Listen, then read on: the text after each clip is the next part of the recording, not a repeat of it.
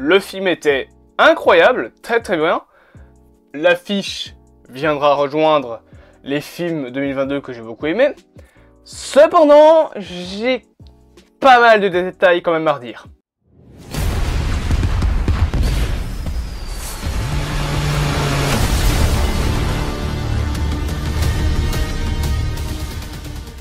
Dwayne Johnson, Black Adam.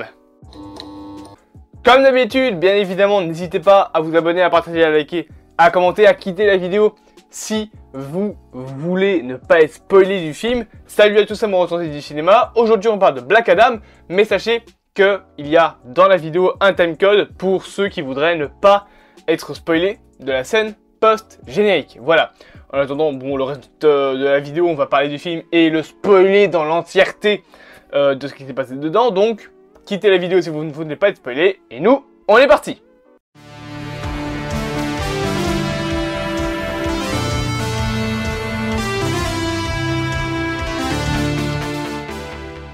Black Adam! Bordel de merde! Qu'est-ce qu'on en pense de ce film? Alors, je vais être honnête, je l'ai vraiment bien aimé.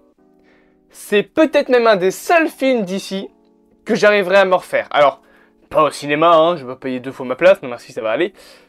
Mais, il est vrai que je pense que c'est un des seuls films que je vais me refaire. Du côté de DC Comics, hein, du côté de Marvel par exemple. Rien qu'aujourd'hui, je me suis refait Doctor Strange in the Multiverse of Madness et j'adore toujours autant ce film. Quoi qu'il en soit, passons à la réalisation. Commençons par la mise en scène et la réalisation qui est de Jaume, je pense que ça se prononce ainsi, Colette Serra. Elle a des idées. Franchement, le film est bien réalisé, il est plutôt joli, il y a de belles couleurs, de belles thématiques. Je pense que c'est Cana, la ville, donc la ville où se passe en fait la totalité de l'intrigue du film est assez jolie, elle a ses propres couleurs, ses propres thématiques, et surtout, a quand même une histoire assez intéressante, mais ça on en reparlera dans la partie scénario. Mais vraiment, là, le réalisateur, donc Jaume Colette Serra, a essayé quand même de faire quelque chose malgré tout, hein, de proposer quelque chose. Mais on sent quand même vachement fort comment dire, je vais pas appeler ça un repompage, mais l'inspiration du côté de Snyder. Il y a énormément de scènes d'action du film qui sont tournées en ralenti, enfin qui sont montrées au ralenti, qui sont filmées au ralenti, comme on peut le voir du côté de Snyder avec des films d'ici, hein, mais le style Batman vs Superman, mais surtout comme on peut le voir dans ses autres films, notamment 300. Là, énormément de scènes de combat sont au ralenti, bien c'est la même chose avec Black Adam. On a des scènes au ralenti, puis des scènes normales, puis des scènes au ralenti. C'est vraiment ça, c'est la patte de Snyder. Snyder, il fait tout le temps ça dans ses films. Même chose pour les couleurs, hein, c'est des couleurs jaunes, on va dire, mais surtout sombres, assez noires finalement, et qui sont plutôt sympas, qui donnent vraiment une très belle identité au film. Après, il y a quand même quelques détails que je trouve assez discutables, notamment la VFX sur certains plans, notamment quand Black Adam vole. Il y a des plans où il y a un flou derrière pour cacher la misère du fond vert. Ça arrive pas souvent, hein, ça n'arrive que 2 fois dans le film, je l'ai compté, mais c'est des trucs qui m'ont détaché personnellement du film. Je chipote beaucoup, mais voilà. Ça, c'est un détail qui m'a quand même détaché. Mais côté de la réalisation, vraiment de la mise en scène, le réalisateur, donc Jaume Colette Serra, a eu pas mal d'idées. Franchement, il a essayé quand même pas mal de trucs. On sent l'inspiration à la Snyder, encore une fois, énormément. Mais même dans l'iconisation, on va dire, de Sabbac. Alors Sabbac, on en reparlera quand on parlera des personnages, mais là, il va falloir qu'on parle des VFX de Sabbac. Mais du coup, je disais, Sabbac a quand même son aura et surtout... c'est très rouge quand il est là, c'est très diable en fait, ça fait diable parce que Sabbac c'est un démon, donc il y a vraiment sa propre identité du côté de la mise en scène. Dr Fate également, alors Dr Fate, le côté on va dire illusion etc aurait pu être beaucoup plus utilisé que dans le film plutôt, mais ça c'est plus le scénario qui n'a pas beaucoup aidé. parce que il n'y a pas beaucoup de Dr. Fate dans le film, on en reparlera quand on parlera des personnages, mais je pense qu'ils auraient beaucoup plus appuyé le côté illusion, le côté effet d'optique de Dr. Fate, ça aurait pas été un moins, ça aurait franchement apporté un plus au film. Là c'est dommage, ils l'ont pas fait. Malgré tout, on est sur une bonne mise en scène, on n'est pas non plus sur le film le mieux mis en scène et sur le réalisateur avec la plus grosse patte artistique du monde, hein. Il y a quand même, on va dire, un côté assez générique dans sa mise en scène, dans son iconographie, notamment des personnages. Alors, il y a quand même des plans assez intéressants, notamment il y a un moment où Black Adam poursuit un holojet, là, un vaisseau qui vole. Et tu vois le vaisseau qui commence à s'allonger à cause de la vitesse. Et Black Adam derrière commence également à s'allonger à force d'aller de plus en plus vite, de plus en plus vite. C'est, on va dire, quelque chose d'intéressant, bien que ça déforme un peu l'image, du coup ça fait un peu bizarre. Mais c'est des idées. Comme je lis, le film a beaucoup d'idées. Il arrive plus ou moins à les mettre en œuvre. Mais voilà, il y a quand même quelques petits détails, notamment l'inspiration à la Snyder énorme qui est là. Mais ok, c'est contemplatif, le ralenti ça permet de contempler les scènes d'action, mais je suis pas le plus grand friand des scènes de ralenti. Je suis d'accord que de temps en temps ça peut genre donner un magnifique fond d'écran, mais sinon je suis pas le plus grand fan des ralentis. Moi j'aime quand ça bouge, j'aime quand il y a de l'action, quand ça pète, donc voilà. Après niveau de pète, niveau d'action, dans Black Adam, on est servi. Je le donne dans la mise en scène de la réalisation également, parce que franchement, Black Adam, les scènes d'action, vous êtes servis. Il y en a dans tout le film. Le film en fait, c'est ça. Scène d'action bourrin avec The Rock. Il y a quand même plus de choses à dire, mais voilà. Franchement, niveau des scènes d'action, on est servi. Elles sont encore une fois bien mises en scène par John Coletzera. Il n'y a pas, on va dire, de mauvaises surprises concernant l'histoire finalement. Enfin l'histoire, les scènes d'action de Black Adam, et voilà, c'est encore dommage encore une fois pour le traitement, on va dire, du côté illusion de Dr. Fate. Ça aurait pu être ça aurait pu être beaucoup plus exploité, mais ils l'ont pas fait, et ils ont préféré garder, on va dire, ce côté plus réaliste. Je pense que un truc avec plus de Dr. Fate, ça peut arriver potentiellement dans un film solo Dr. Fate, mais on va reparler de Dr. Fate juste après. Passons au scénario, parce que la réalisation, il n'y a pas plus de choses à dire, hein, c'est bien, mais il y a quand même quelques trucs génériques. Alors, le scénario, il y a quand même des choses à redire. Notamment, premièrement, on en reparlera plus quand on parlera des personnages, le fait que Dr. Fate, donc Kent, est extrêmement secondaire dans le film, je trouve. Il est là, oui, mais il n'est pas tant que ça présent. Comme le laissaient supposer les BA. Dans les BA, limite, c'était devenu le mentor de Dwayne Johnson.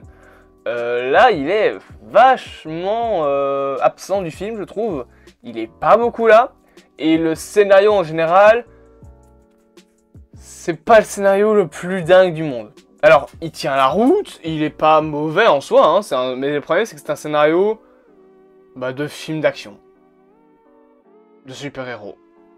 Il va pas plus loin que ça. Il explore les thématiques avec l'enfance et le père, notamment avec le fait que le fils de Black Adam soit décédé, enfin Ted Adam, mais bref, vous avez compris, donc qu'il soit décédé, qu'il a perdu ses enfants. On voit bien évidemment les dieux, notamment ceux qui donnent les pouvoirs à Shazam, donc c'est les dieux, oui. On voit les démons aussi qui donnent cette fois-ci les pouvoirs pour Sabbac. Donc le scénario exploite bien les personnages, je dis pas, excepté Dr. Fate, mais ça on va en reparler quand on reparlera du personnage de Dr. Fate. Mais il est pas plus imaginatif que ça. Disons que c'est un scénario ok, il est pas mauvais, il est pas incroyable, c'est pas un scénario à la Jurassic Park. Mais voilà, ça, en fait, c'est un petit peu décevant parce que le film, tu passes ton temps à aller d'un point A à un point B. Ok, c'est très bien, c'est le principe d'un film, ok. Mais il n'y a pas assez de rebondissements, il n'y a pas assez d'histoire pour développer le tout. En fait, il n'y a pas assez de développement de l'histoire. Le film est très vite résumable. Hein. C'est le début, t'as Black Adam qui sort. Ensuite, la Justice League, enfin la Justice Society arrive, puis il se fait enfermer, puis t'as Sabbac qui arrive, et puis il se fait désenfermer. Fin. Voilà, c'est clairement le résumé de l'histoire de Black Adam. Et encore, là, donc j'ai même pas... J'allais dire que j'ai résumé très fort, mais non, en fait, c'est clairement ça. C'est à le début du film, Black Adam, on t'explique l'histoire de Black Adam. Il sort du sol, entre guillemets, enfin, il se fait surtout invoquer. Il part. La Justice Society est mis au courant de son existence. Ils vont l'attaquer. Ils perdent. Sabbac est mis en place. Il arrive. Pendant ce temps-là, Black Adam, lui, s'est fait enfermer. La Justice Society fait péter sa gueule. Black Adam sort. Sabbac se fait péter sa gueule. Fin. Et c'est une pause générique. On en reparlera juste après. Donc, ouais, le scénario est peut-être un peu trop simpliste. Bon, après, c'est un film de super-héros avec Dwayne Johnson. Alors, les films de je dis pas que les films de super-héros peuvent pas être des films intelligents, hein. Il y a des films de super-héros qui peuvent donner de très belles thématiques. The Batman, les films Avengers Endgame, Infinity War, Doctor Strange aussi, Doctor Strange et Doctor Strange 2. Et même d'autres films peuvent avoir de belles thématiques, hein. Jurassic Park, encore une fois, est un film avec une thématique sur la génétique, etc. On en reparlera quand on parlera de Jurassic Park dans les 5 points positifs, 5 points négatifs. Un épisode est en préparation sur ce film, ne vous inquiétez pas. Mais concernant Black Adam, bah c'est un peu trop simpliste sur le scénario et c'est dommage. D'un côté, de l'autre, encore une fois, bon, c'est pas la cata, hein, on est loin de la cata. Mais par exemple, la ville de Kanak dans laquelle ils sont, je pense que ouais, c'est Kanak. On te donne l'histoire, etc. Ok, très bien, on t'explique que Black Adam, tout ça, ok, très bien, c'est tout.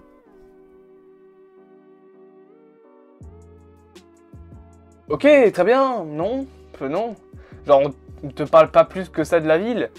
L'important, je le sais, ça reste les personnages quand même, mais le film se passe entièrement en ville, dans cette ville-là. À part le moment où ils vont enfermer Black Adam à la prison de Amanda Waller, l'entièreté du film se passe au même endroit. Bah, développe l'endroit. Parce que là, vraiment, ouais, c'est juste le décor, quoi. Alors oui, on te dit que la ville a été martyrisée durant toute son existence, mais c'est beaucoup plus le développement des personnages finalement. Et la ville, je sais pas pourquoi, je la trouve un petit peu trop reculée. On te donne pas assez d'informations. On t'en donne un peu trop peu, pour moi. Assez, on en a, on va dire, mais peut-être pas assez à mon goût. Donc, niveau du scénario, c'est pas mauvais, c'est pas la cata du tout, c'est même plutôt bien. Mais c'est assez simpliste, assez générique et pas trop de prise de risque. Après, des scénarios prise de risque, ça peut être bien, hein. Je défends Venom 2, mais Venom 2 au niveau du scénario, on va pas en reparler, hein, parce que, c'est pas... Ah, voilà. Ah, le scénario de Venom 2, c'est pas son point fort, hein. C'est très générique. C'est un film de super-héros banal. Bon, après, il est pas plus incohérent que ça, on n'est pas au niveau de Morbius. À part pour la scène post-générique, mais la scène post-générique de Venom 2, on l'oublie. Mais excepté ça, voilà. Que ce soit Venom 2 ou Black Adam, ils ont des scénarios génériques, mais qui fonctionnent. Black Adam beaucoup plus que Morbius 2 quand même, hein. J'aime bien Venom 2, mais faut pas exagérer quand même. Black Adam 2 a un scénario beaucoup plus poussé, beaucoup plus recherché, et il exploite bien les personnages, on va dire. Vous allez comprendre pourquoi je mets des guillemets imaginaires derrière cette phrase. Il développe assez bien, notamment certains membres de la Justice Society, Hawkman, etc. Bien que j'aurais peut-être voulu un petit peu plus savoir le passé de certains persos. On va en reparler, vous inquiétez pas. Mais sinon, voilà, par exemple, Black Adam, son histoire est très bien exploitée. Et surtout, Dwayne Johnson n'est pas juste le rigolard de la bande, là, il est vraiment sérieux. Ce que je voulais dans mes attentes, je l'ai expliqué. Donc, c'est cool d'avoir enfin un film qui se prend au sérieux, parce que ça faisait longtemps qu'il n'y avait plus de films comme ça, surtout du côté de DC, hein. On avait eu The Suicide Squad, ok, qui était plus sérieux, mais qui était un film de James Gunn, le mec qui a fait les Gardiens de la Galaxie, et excepté The Batman, dans le DCU, on va dire, on avait Aquaman 2, qui était plus à la mode Eternals, contemplatif, etc., mais il y avait quand même de la vanne, et surtout on avait eu Shazam et Suicide Squad. Deux trucs où c'est que de la comédie. Donc, ça fait du bien de voir que DC commence tout doucement à être enfin présent. Et cependant, je vais le mettre dans le côté scénario, mais il y a un petit détail que j'ai trouvé amusant. C'est que le gosse, donc il s'appelle Amon, oui il s'appelle Amon, et ben il a des comics Wonder Woman. Et surtout, il a des posters Batman, Flash, Superman, etc. En fait, il a des posters des personnages de DC Comics qui sont dans l'histoire. Flash, il a aussi Green Lantern, il me semble. Je pense qu'à un moment, j'ai vu Green Lantern. Alors, d'un côté, est-ce que le monde de... Enfin, est-ce que dans le DCU, les gens connaissent vraiment Flash? Parce que bon, actuellement, il est apparu que dans Justice League. Et c'était pas le mec le plus vantard du monde, quoi. Alors, qu'il ait des posters Batman, qu'il ait des posters Superman, on va dire, ou en tout cas qu'il ait des goodies de ces deux-là, ok. Wonder Woman, pareil, elle est quand même beaucoup introduite dans l'histoire de l'Amérique, donc ça le comprend, mais Flash et Aquaman, il vit littéralement dans l'eau tout le temps. Comment tu le vois? Bon, j'exagère un petit peu peut-être ce détail-là, mais voilà, c'est un détail qui est amusant d'un côté, de l'autre côté qui est peut-être un petit peu incohérent sur certains personnages comme Flash et Black Adam, et il me semble avoir vu Green Lantern. Et bon, je ne m'avance pas là-dedans, hein, peut-être que j'ai juste halluciné, mais si on voit vraiment Green Lantern dans le film, là par contre ça n'a pas de sens. Parce que dans le DC Extended Universe, donc dans l'univers qui a commencé avec Man of Steel, on le voit pas, Green Lantern. Il n'existe pas. Le film avec Ryan Reynolds ne fait pas partie de cet univers-là. Donc, voilà. Après, encore une fois, je pense que juste j'ai halluciné et qu'on voit pas Green Lantern dans le film. Hein. Mais, voilà, on sait jamais. Et d'ailleurs, petit truc amusant, sur la porte du gosse, à un moment, donc, t'as Hawkman et Black Adam qui se battent. Ils font que ça, de toute façon, dans le film. Ils se tapent sur la gueule, sauf à la fin.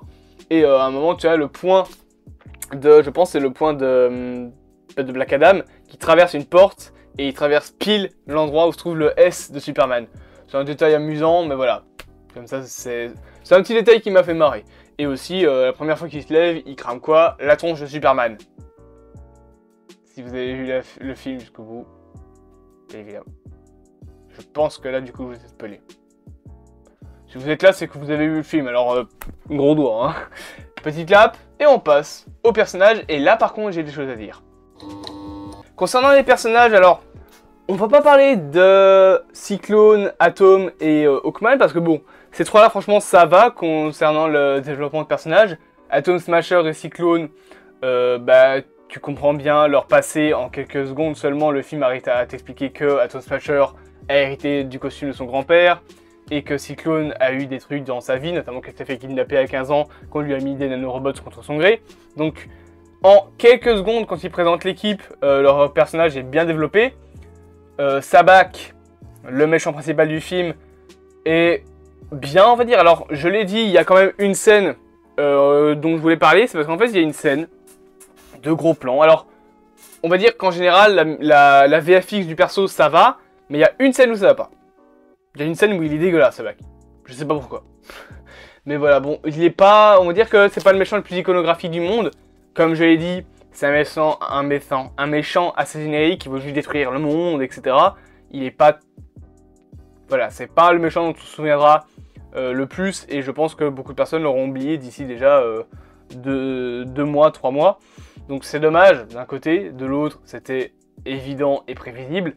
Mais sinon, concernant les personnages, on va dire plus secondaires, Atom Smasher, Cyclone, etc., ça va. Le combat de coq contre Black Adam et Hawkman durant tout le film est bien aussi. Il n'est pas casse-pied comme j'aurais pu le penser durant la séance. Je me suis dit, oh, ça va, ils vont se battre tout le film, ça va être énervant. Non, là, ça va. Il y a un moment où ils arrivent à quand même être en équipe, donc c'est très bien.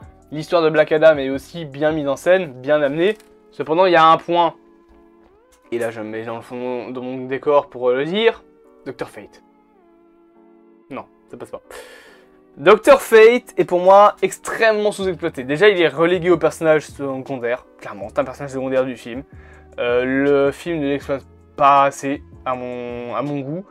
Que ce soit au niveau de la mise en scène avec son côté illusion, ou que ce soit avec l'histoire, qu'on connaît quasi rien en fait de Black Adam, on sait juste que... de Black Adam, de Dr. Fate, on sait juste que son casque lui donne la capacité de voir dans l'avenir, mais on n'explore pas son passé, par exemple. Un seul moment du film, c'est quand il dit ouais, qu'il a prédit la mort de Hawkman, il dit ouais, le casque m'a permis de vivre beaucoup plus longtemps, donc voilà, il n'a pas envie de perdre son ami. C'est tout ce qu'on sait, c'est qu'il a vécu énormément longtemps, donc on connaît juste les effets que le casque a sur lui, mais son passé à lui, on ne connaît pas beaucoup. Alors, c'est peut-être pas le sujet, peut-être qu'un film Dr. Fate serait plus prévisible, on va dire, enfin plus apte à nous développer le passé du personnage, mais voilà, ça manque quand même énormément, et surtout, le point qui pour moi est juste inacceptable, c'est la fin de Dr. Fate. C'est générique à mort. Il se sacrifie alors qu'il aurait très bien juste pu attendre que Black Adam arrive et distraire Sabbac durant ce moment-là. Donc il se sacrifie, mais d'une manière tellement générique et tellement banale que c'est dommage de tuer Dr. Fate comme ça, quoi. Et c'est, je vais pas dire honteux, mais pour un personnage aussi important de chez DC, moi ça passe pas, je suis désolé, Dr. Fate peut pas être mort comme ça, surtout qu'en plus après t'as Hawkman qui utilise son casque, et t'as les yeux là du casque qui se mettent, alors que le casque il est complètement défoncé d'ailleurs, il a des bosses de partout, je sais pas pourquoi, mais non. Au niveau de la mort de Dr. Fate, c'est vraiment ça qui me gêne dans le film, ça passe pas du tout. C'est ok le côté sacrifice de vouloir sauver son ami, mais c'est ridicule. Il aurait juste pu créer l'illusion parfaite pour Sabbac, histoire de le bloquer assez, et après, il attend juste que Black Adam arrive, c'est tout, il n'y avait pas besoin de tuer le personnage, et le problème c'est que on n'est même pas touché par sa mort, on le connaît que depuis un film.